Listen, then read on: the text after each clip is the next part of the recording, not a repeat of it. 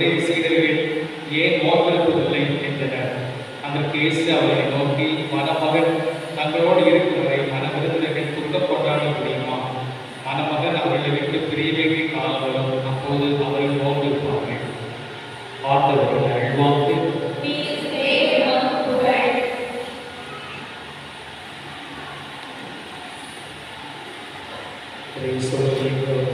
அவக்கால சிறப்பு போட்டியிலே நீங்கள் ஆர்வமாக பங்கெடுத்துக் கொண்டிருக்கிறீர்கள். அந்த சிறப்பு போட்டியை பற்றி மீண்டும் உங்களுக்கு சொல்ல ஆசைப்படுகிறேன். அந்த பொருளை ஒரு நபர் எழுதுகிறார் என்று சொன்னால் அந்த நபர் அவர் மட்டும்தான் எழுத வேண்டுமே தவிர அவர் பேட்டி வேறு யாரும் எழுதப்படக்கூடாது. ஹேண்ட்ரைட்டிங் பார்க்கும்போது ஒரே ஆள் இன்னொரு 4 பேரில் எழுதிக் கொள்கிறார்கள். அதன் பிறகு வருகிற நபர் கண்டிப்பாக திருப்பலிக்கு வர வேண்டும். கண்டிப்பாக திருப்பலிக்கு வர வேண்டும். தொடர்ச்சியாக இருக்க வேண்டும். விடைகள் சரியாக இருக்க வேண்டும். அதன் பிறகு ஃபாதர் எப்படியாவது எழுதி போட்டு ஆறுதல் பரிசு தருவாங்க. அந்த எண்ணம் மனதில் இருக்கவே கூடாது. எப்படியாவது எழுதி போட்டால் ஆறுதல் பரிசாக தருவாங்க. அந்த எண்ணம் கண்டிப்பாக இருக்கக்கூடாது. சரி என்றால் மட்டும்தான் கண்டிப்பாக பரிசு தரணும். ஏனென்றால் 1000 பரிசு கொடுக்கிறார்கள். ரொம்ப சீரியஸாக நாம் எடுக்க வேண்டும். அவங்க கடைசி நேரத்தில் ஏதாவது காப்பு போட்டு தருவார்கள். பார்த்து போகிறதுக்கே எந்த வாய்ப்பும் கிடையாது. அதன் பிறகு நீங்கள் மனது ஒரு 5 நிமிடம் தான் சரியாக கவனிக்க முடியும். ஆகவே நீங்கள் வருகிற போது நோட்டு பேனா வச்சுக்கிட்டீங்கன்னா 6 நிமிடங்கள் எழுதி வைத்து அதன் பிறகு நீங்கள் நம்மளை பதில் கொடுக்கலாம். உங்களுக்கு எப்போதுமே லைவ் இருக்காது.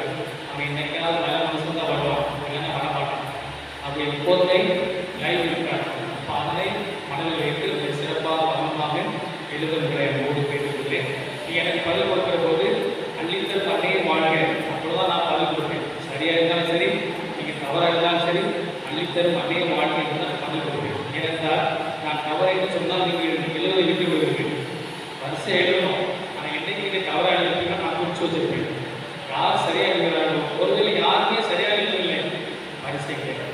வரிசை கிடையாது. சரியாக எழுதலாம் மட்டும்தான் வந்து அவங்க எதற்காக நான் வெரி குட் வாழ்க்கைகள் போடவில்லை. ஒருவேளை நீங்கள் மனதில் சோர்ந்து போகிறீர்கள். அதற்காக தான் அள்ளித்தல் அன்னைய வாழ்க்கை மட்டும் போடுது. அவங்க இன்றைக்கு கடந்ததெல்லாம் விட்டு விடுவோம்.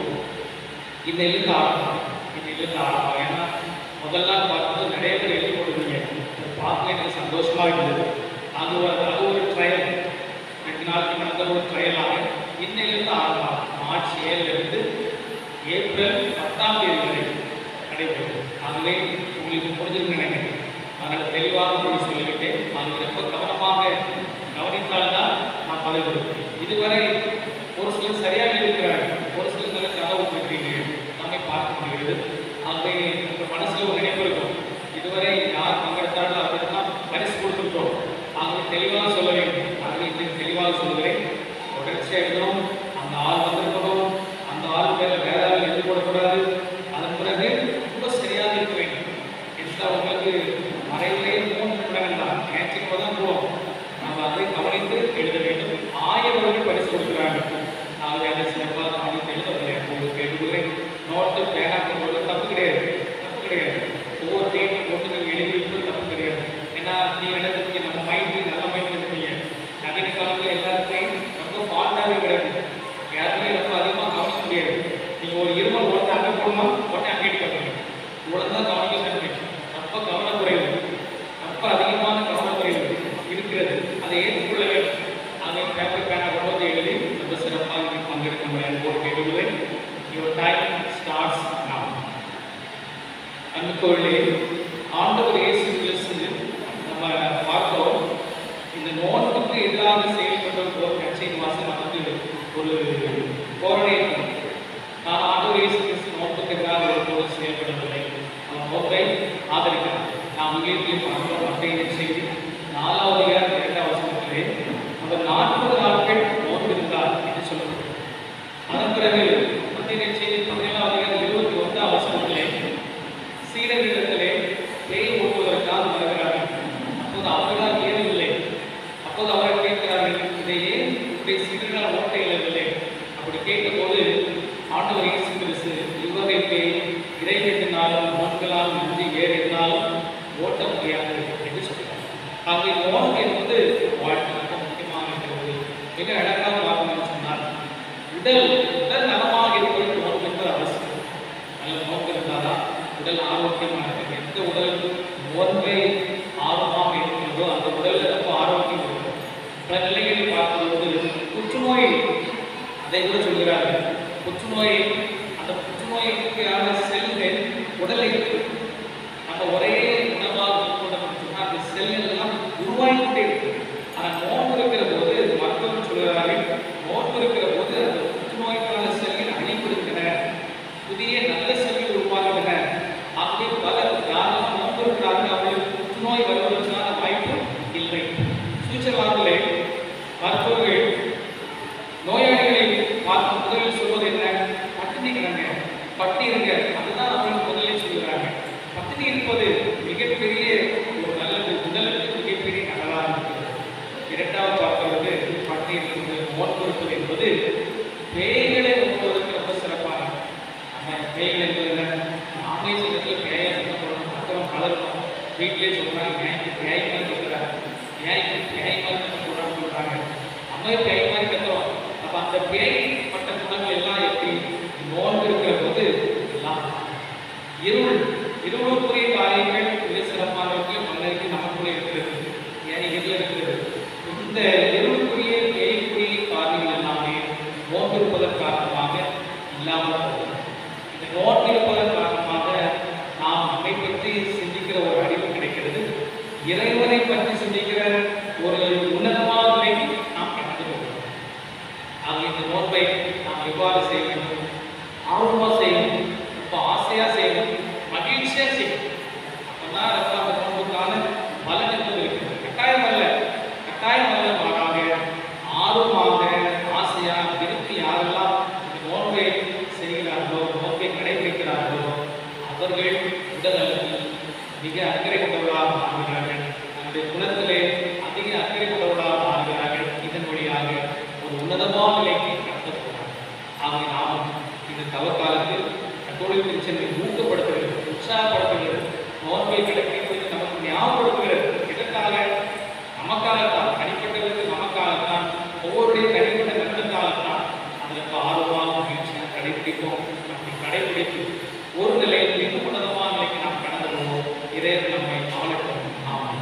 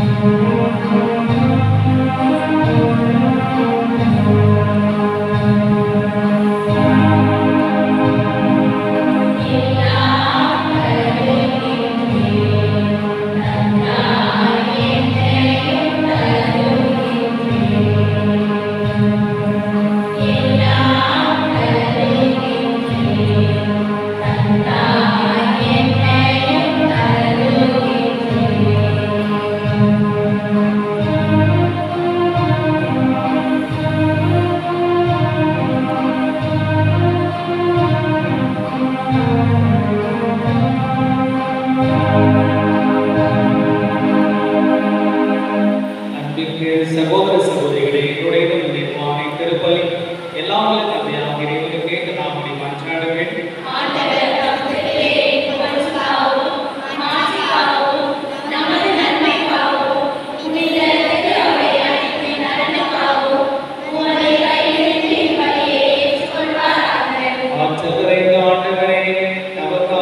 நாங்கள் மேற்கொள்ளும் தியாகத்தை உமக்கு ஒப்புக் கொடுத்து உமை ஏற்றுகின்றோம்.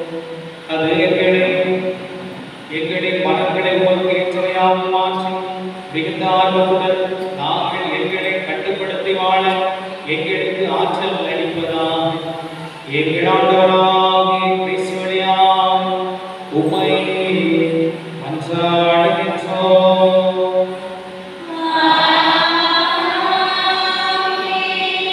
ஆண்டவரே உங்களோடு இருப்பாராக.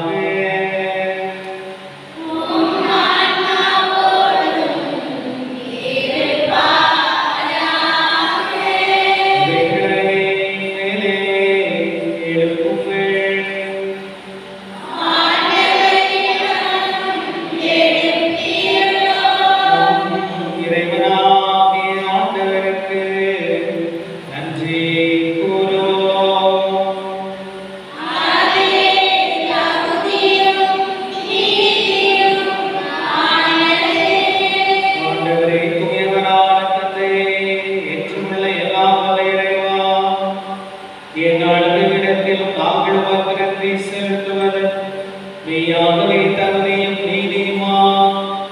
எங்கள் கடமை மீட்புக்குரிய செயலுமா உம்முடைய பிள்ளைகளின் உள்ளங்களை தூய்மைப்படுத்தி புதுப்பிக்க பயனுள்ள இச்சிறப்பான தவக்காலத்தை ஏற்படுத்தினேன்.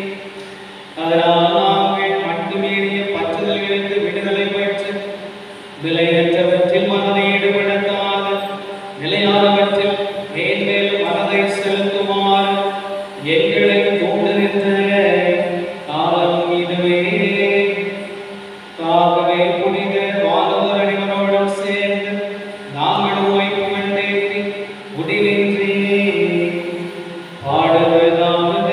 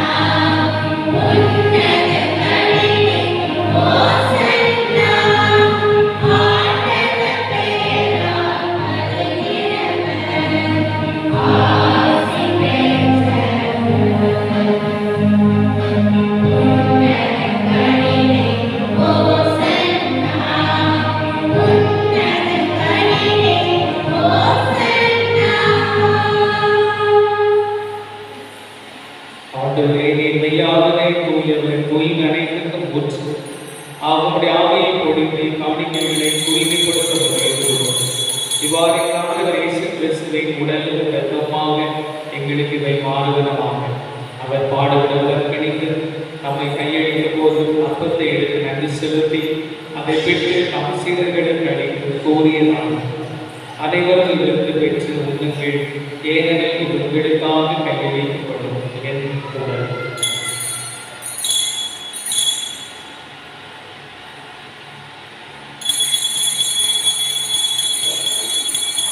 அவரிடமே இரவிலிருந்து கிண்ணத்தை எடுத்து மீண்டும் அவர் நன்றி கூறி தாம் சீடர்களுக்கு அளித்து அவர் கூறியதாகும். அனைவரும் இதிலிருந்து பெற்று பருகுங்கள், ஏனெனில் இது புதிய நிலையான உடன்படிக்கைக்குரிய என் இரத்தத்தின் கிண்ணம். இது பாவ மன்னிப்பு என்று உங்களுக்காக பலருக்காக சிந்தப்படும். இதை என் நினைவாக செய்யுங்கள்.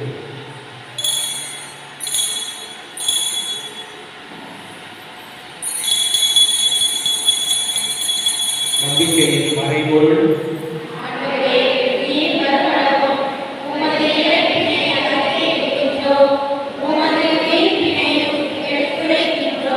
ஆகவே ஆண்டவரை நாங்கள் கிறிஸ்துவின் இறப்பினை உயிர்ப்பை நினைகூர்ந்து வாழ்வின் அப்பத்தை மீட்பளின் தினத்தை உமக்கு ஒப்புக் கொடுக்கின்றோம். உம் திருமணென்றும் அங்கோடி உரிய தந்தோடையும் எங்களை ஏற்றுக்கொண்டு நிறைவாக நன்றி செலுத்துகிறோம்.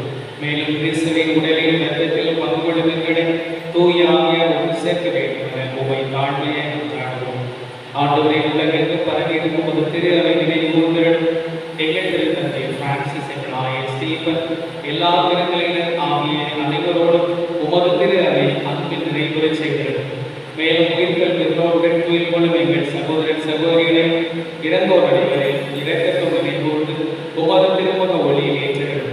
எங்கள் அனைவர்களும் இரக்கமாய் கடவுளின் கன்னித்தாய், எங்கள் பாதுகாமையுமான மன்னித்தரும் அதிசய ஆரோக்கியத்தை, எங்கள் அற்புத கல்வியின் அரசியல் தூய லூர்தன்னை, அவருடைய கணவரான தூய யோசேப்பு, எங்கள் இணை பாதுகாவலர் தூய அந்தோனியார், சிறப்பு பாதுகாவலர் தூய செபஸ்தியார், புனித திருத்துதர்கள், இவ்வுலகில் மொத்தவராக இருந்தோம் ஆகிய புனிதர் அனைவரோடும் நாம் நிலை வாழும் அப்பொழுது தகுதி பெற்று உம் திருமகன் இயேசு கிறிஸ்துவிடையாக உம்மை புகழ்ந்தேற்கும் வரமாக உம்மை மன்றாடுகிறோம்.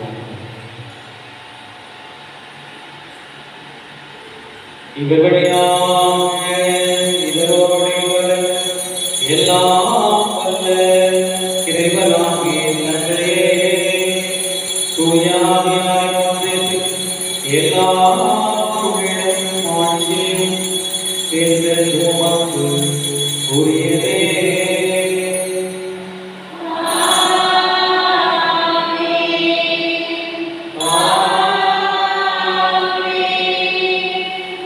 Amen.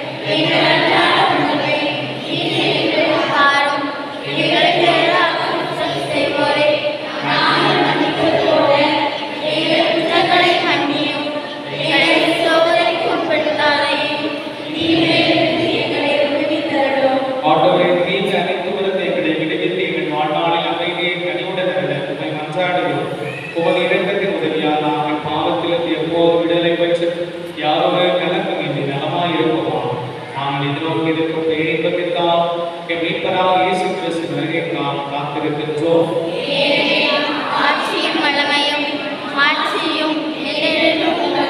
ஆண்டவரே இயேசு கிறிஸ்துவை அமைதியை உங்களுக்கு விட்டுச் செல்கிறேன், என் அமைதியை உங்களுக்கு அளிக்கிறேன் என்று உம் திருத்தோரில் மொழிகிறேன். எங்கள் பாவங்களை பாராமல் உமது திரு நம்பிக்கையை கண்டோம். உமது திருவுலகத்துக்கு ஏற்ப அதற்கு அமைதி ஒற்றுமை அளிக்கிறது. என்றென்று வாழ்ந்து ஆட்சி செய்கிற நீரே. அவருடைய அமைதி உங்களோடு என்று இருப்பதாக. சிரிக்க முகத்தோடு புன்னகை கொண்ட ஒரு அமைதி சமாதானத்தை அறிவித்து மகிழ்வோம்.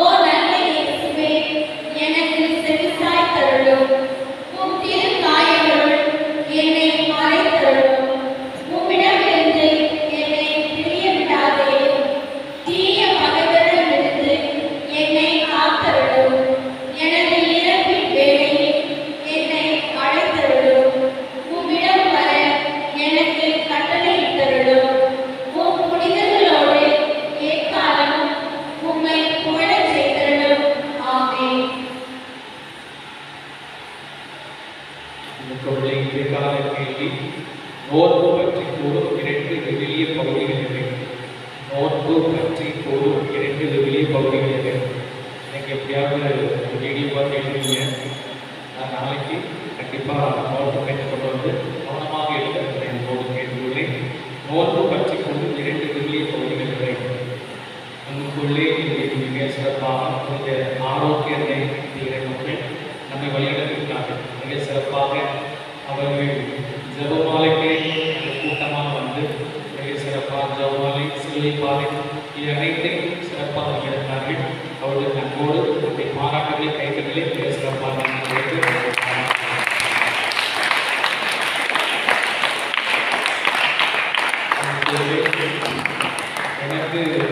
எனக்கு நான் அங்கே இருக்கு ஒன்றுமே கேட்கல. சிலுவை பாதை எதுவுமே தெளிவாக கேட்கல. ஆல்ப பாய்ஸ்ல கேட்டேன், உங்களுக்கு ஏதாவது கேட்டுச்சா? காரணம் என்ன? எல்லாத்தையும் நல்லா வாசிக்க மைக்கு 1,000 மைக்கு 1,000 மைக்கு 13வது ஸ்தலம் மட்டும் தான் எனக்கு கேட்டுச்சு.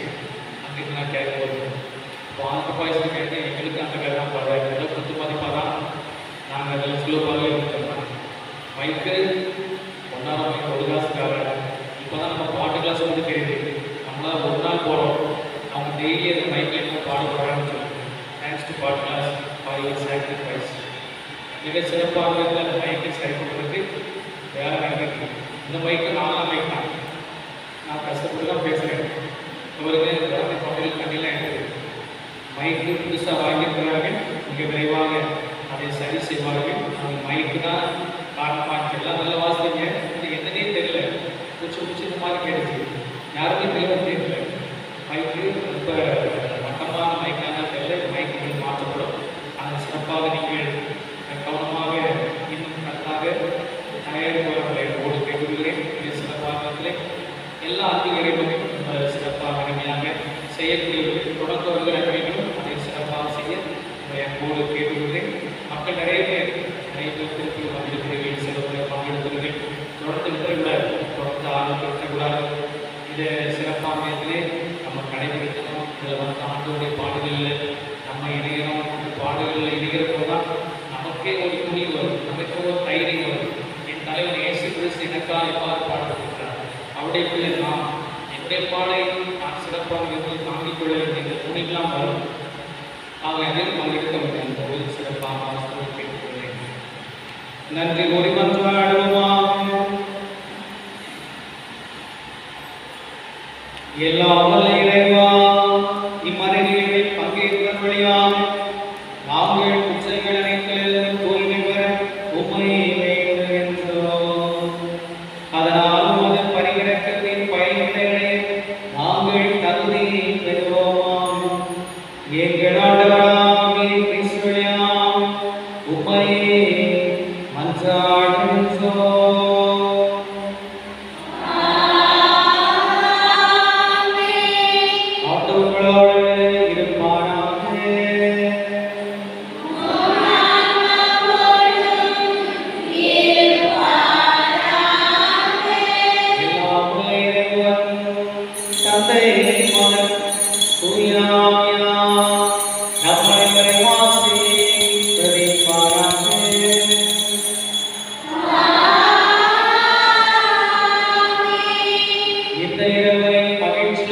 கொண்டாட சென்று வாருங்கள். திருப்பலி நிறைவேறும்.